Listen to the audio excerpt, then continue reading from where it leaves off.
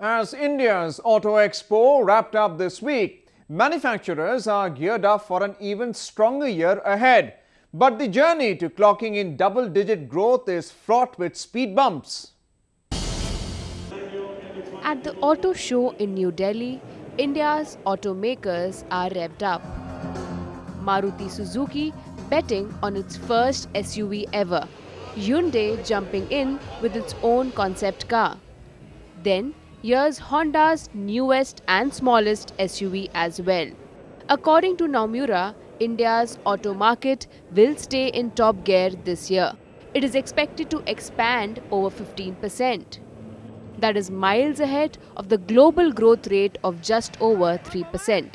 What we predict that in the shorter term, with not much of changes in policy happening, impacting the business sentiments, as because it's driven by consumer sentiments in the industry.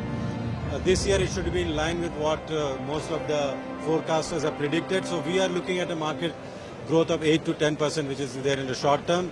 But as many would have predicted that this market by 2020 will become the third largest market globally. But there are problems ahead. Pollution.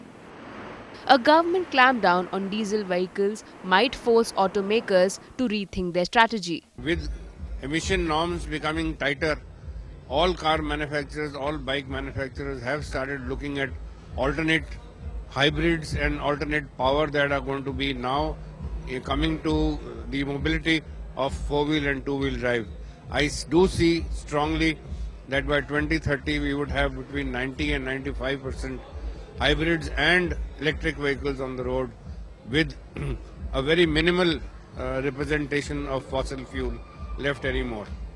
A new car can cost as little as $3,000 in India. But the fact remains that a car is a luxury for most of the population. But with repeated interest rate cuts and lower fuel prices finally reflected at the pumps, automakers are betting the good times will keep rolling.